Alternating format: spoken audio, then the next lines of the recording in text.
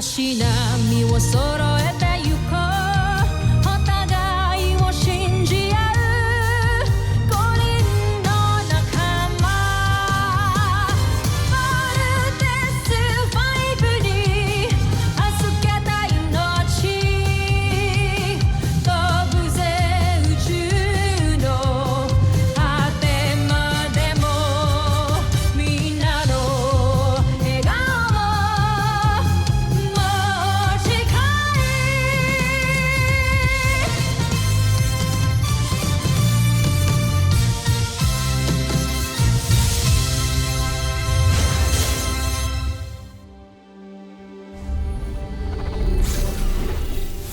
Ang nakaraan sa Voltes 5 Legacy. Patay ho yung escort. Kumusta si Kuya Manuel, Dr. Smith? Isa siyang kalaban, just like Judy. He disguised himself as a CBF pilot para makapasok sa engineering bay. Now tell me, bakit niya gagawin yun?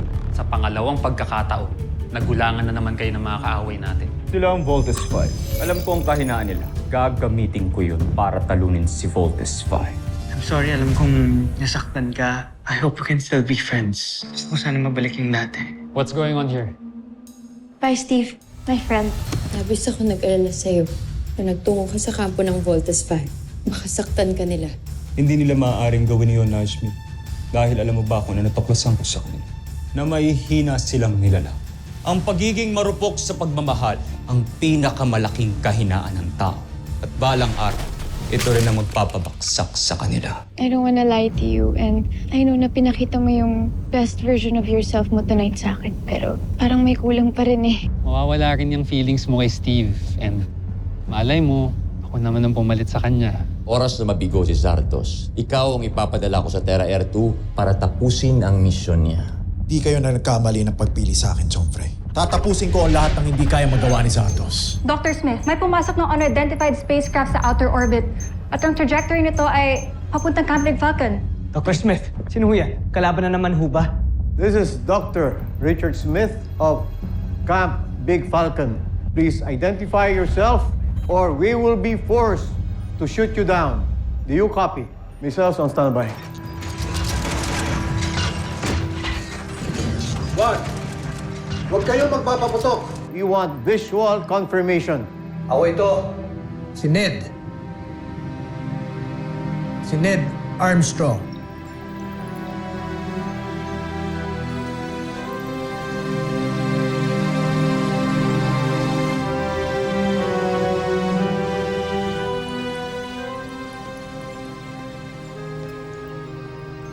Papa, ikaw ba talaga yan? Ano? Siya ang papa natin? Oo. Siya nga si Papa. Bumalik siya. Sino yun? Sino yung mga boses na naririnig ko? Hindi niya tayo nakikita?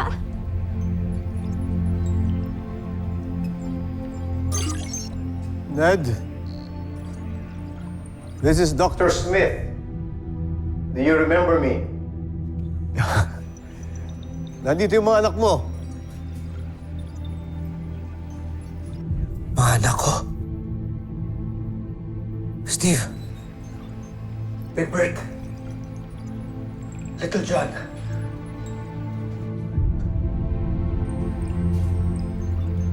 Papa! Kami nga, Papa! Dr. Smith, gusto ko na pong makita ang papa ko. Papasukin niyo na po siya. Dr. Smith, gaano ba tayo kasigurado na si Dr. Ned Armstrong talaga yan? Mark, matagal ko nang kakilala si Dr. Armstrong. Kung meron mang hindi tama sa kanya, I will be the first one to know. Don't worry about it. Dr. Smith, salubungin po namin si Papa. Chief, bring down the barrier. Yes, sir. Okay, let's go. Tara! Commence landing procedures.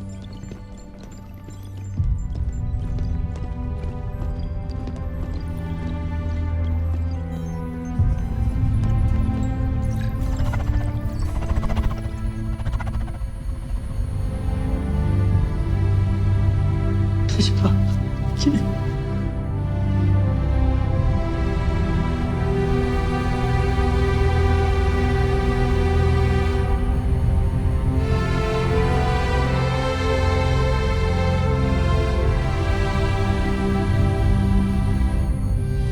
Steve.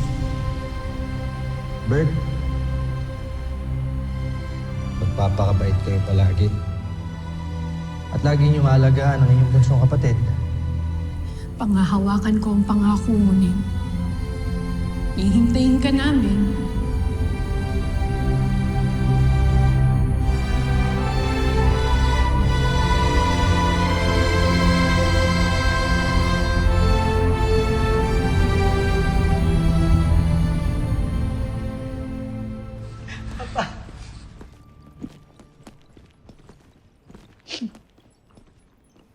Steve?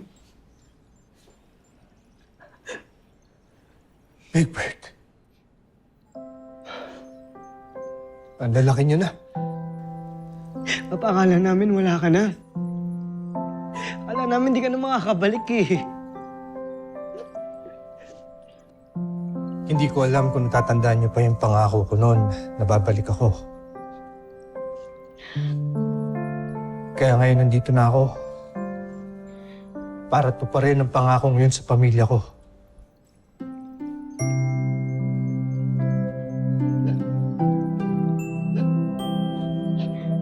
Little John? Ikaw na ba yan? Ikaw po ba talaga ang papa namin? Baby ka pa noon. Nung umalis ako. Pero ngayon nandito na ako. Dahil bumalik ako para sa inyo. Papa!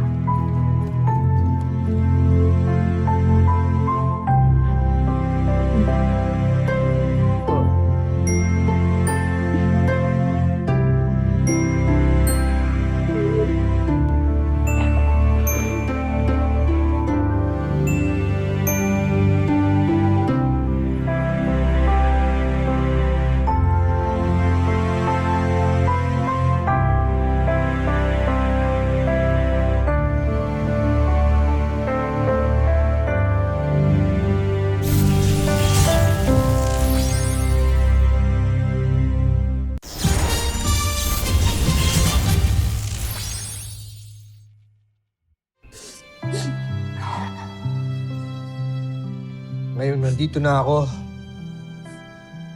Hindi na tayo magkakahiwalay ulit. Papa, huwag ka na pong aalis ulit, ha? Pinapangako ko na hindi ko na kayo iiwan.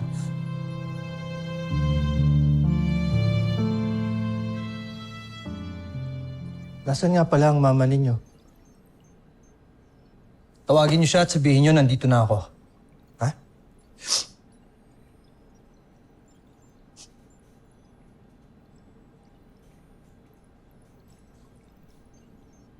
Nasaan ba talaga ang mama niyo? Tito Ned, actually kakaalis lang po ni Tita papuntang fieldwork. Sayang nga po hindi niyo naabutan eh. Ganun ba? Apa. Sino nga pala kayo? I'm Mark, sir. Part din po ako ng Voltas team. Ako po si Jamie. Ako po yung anak po ni General Oscar Robinson po. Jamie. Dalaga ka na pala, di kita nakilala. Ned! Siguro naman ako, hindi mo nakalimutan. Richard. My friend.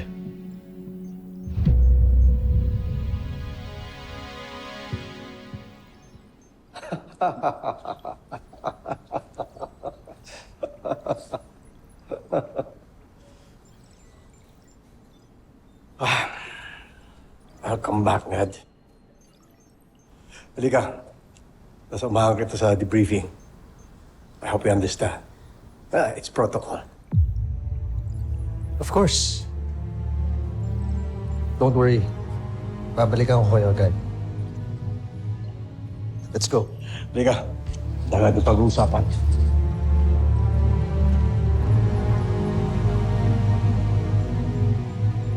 Sana siya na talaga si Papa. My thoughts exactly. Hindi niyo nararamdaman ko. Ano? Niyakap niyo si Papa kanina, tapos ngayon, duda kayo? Ang bad niyo naman. Little John, don't talk to your kuyas that way. Mag-sorry ka sa kanila. No bad sila. Ikaw rin, naglay ka kay Papa tungkol sa mama ko. Bad Little mong John, lahat. Little John.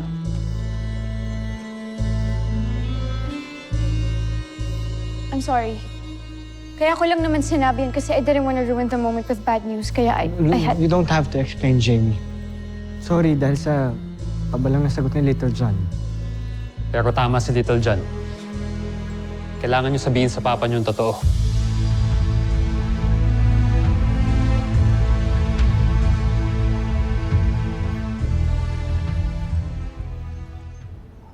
Ned, tagal mong nawala. Ano ba nangyari sa'yo? Natapos mo ba yung mission mo? Dr. Smith, Dr. Armstrong, welcome back to Camp Big Falcon.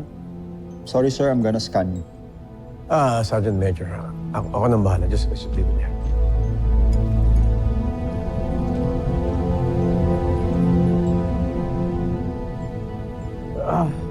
Ned, this is just camp protocol na we have to check lahat naman to make sure lang na ikaw talaga si Ned. Let's see. Can you please stand? Okay, let's see this. Okay.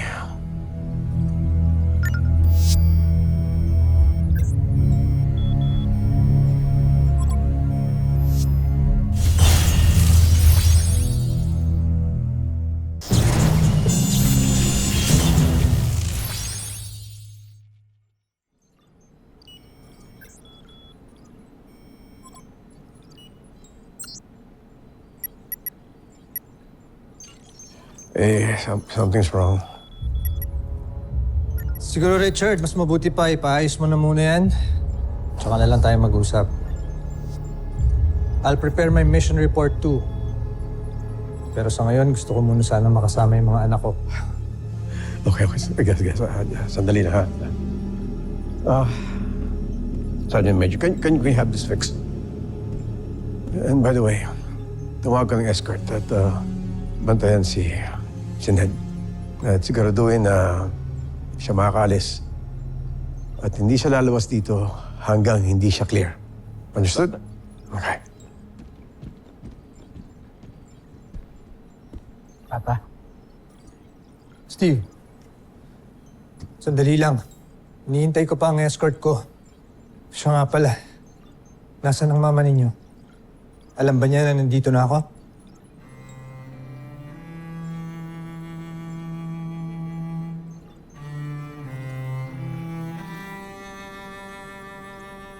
Bakit ganyan ang tinginan ninyo?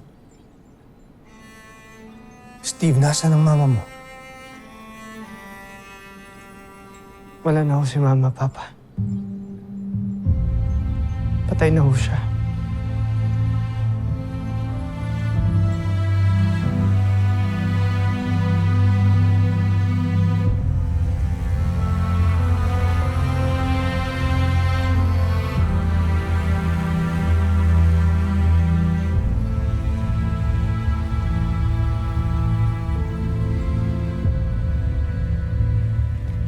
Papa, alam niyo ba kayo po yung dahilan kaya po pinatayo ni Mama tong beach house? Kasi po ang kwento niyo po sa amin, dito raw ho kayo una nagkakilala. Papa, di niyo pa ho sinasagot yung tanong namin sa inyo. Saan ho ba talaga kayo galing? Saka, ano ho nangyari? Bakit ngayon ho kayo bumalik?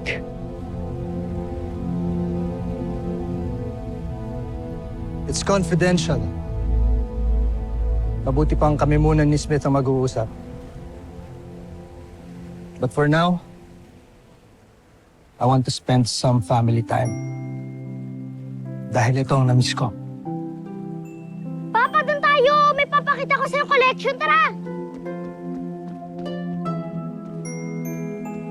What's this?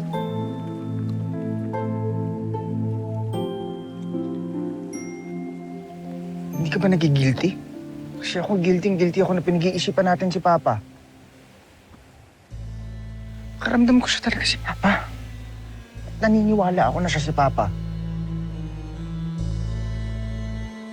Sana.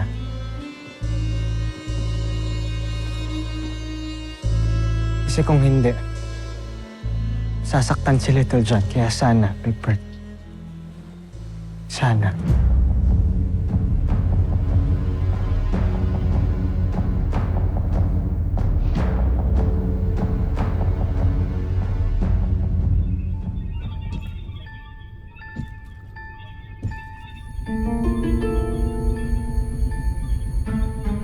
Nais niyo raw akong kausapin. May nakita kaming sasakyang panghimpapawid na dumating at pumasok sa kampo ng mga kalaban. At sigurado ako, mag-aari yan ng Busan. May alam ba kayo tungkol dito, Jomfre? Nararapat siguro ay makipagtalastasan tayo sa Busan upang malaman natin ang nangyayari. Kung sino to... Wala kayong gagawin. At wala kayong kakausaping iba. Lalo ng mga taga-Busan. Ngunit, Jomfre, sino ang sakay ng sasakyang panghipapawid na yan?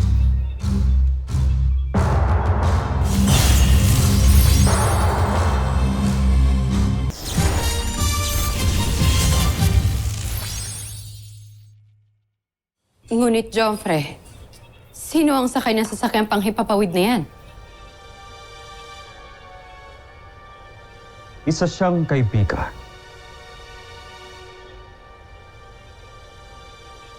Kaibigan? Magtiwala kayo sa akin. Isa siyang kapanalig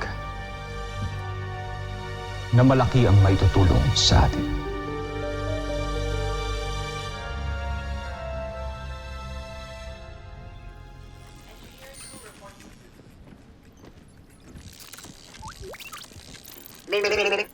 Little John, Octo 1, low battery. Okay, Octo 1, mag-recharge ka muna dun sa kwarto ko. Copy, Little John. Time to recharge. Yep. Sorry, sir. Restricted area to. Sir, di niyo po ba kilala ang papa ko? Siya po si Dr. Ned Armstrong. Siya po ang gumawa ng Voltes robot. Yes, Little John. Pero pasensya na. Dahil ang utos sa amin ni Dr. Smith, kailangan ng clearance si Dr. Armstrong. Tara, sir. Ihahatid ko na kayo sa magiging room ninyo. Mamaya na. Paranoid lang si Smith, kaya pinag-iigpitan niya ako. Pero may karapatan akong makita yung robot na ginawa ko, kaya papasukin niyo na ako. Sorry, sir. We have to escort you out. Sir, this way.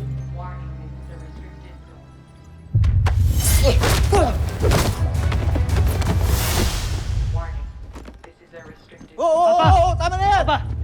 Tama na yan! Ano nangyari?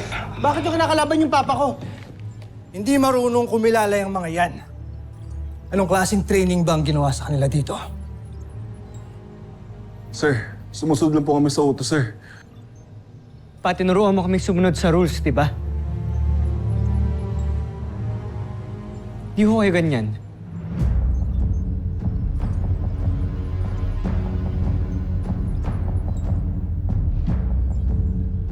Pasensya na kayo. Uminit ang ulo ko sa inyo. Yeah, I'm sorry. Ngayon kailangan ko na magpahinga. This way, sir.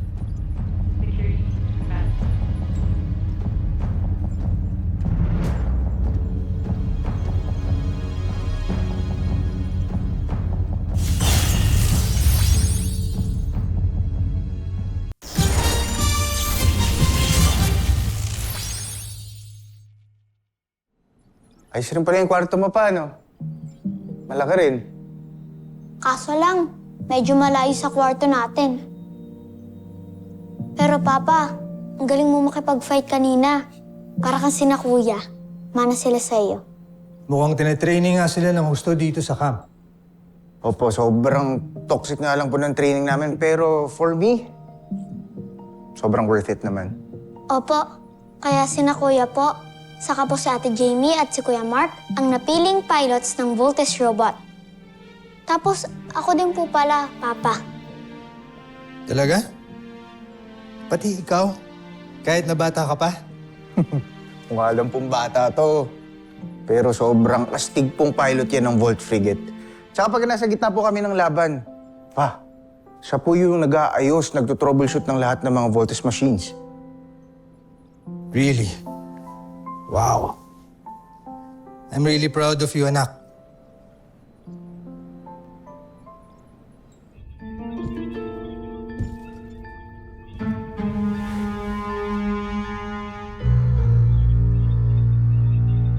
Marupok ang puso ng mga tao.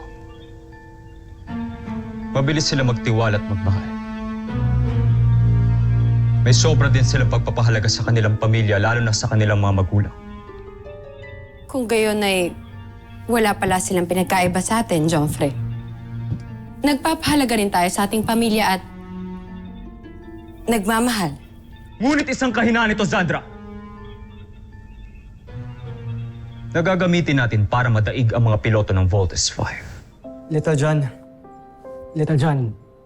you have your homeschool na. To your room. Go, pasok ka na sa kwarto mo. Okay, kuya. Papa, mamaya na lang po ulit, ha? Hintayin kita mamaya. Little John.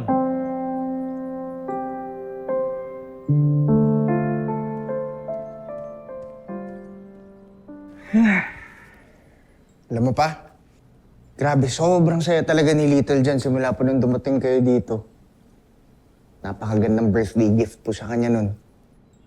Ang tanong namin, Prinsipe Zardos, kung may kinalaman kayo sa panauhin na dumating sa kampo nila,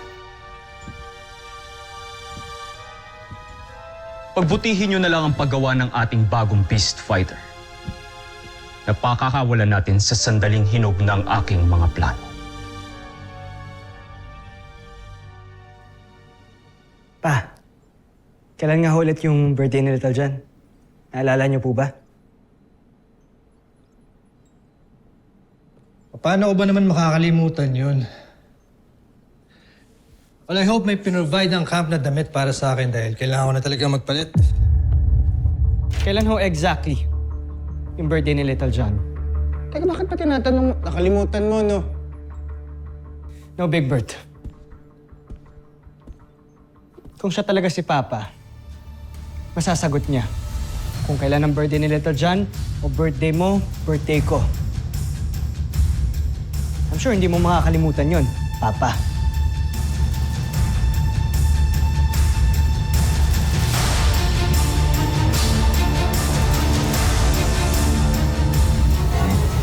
Susunod sa Voltes 5 Legacy.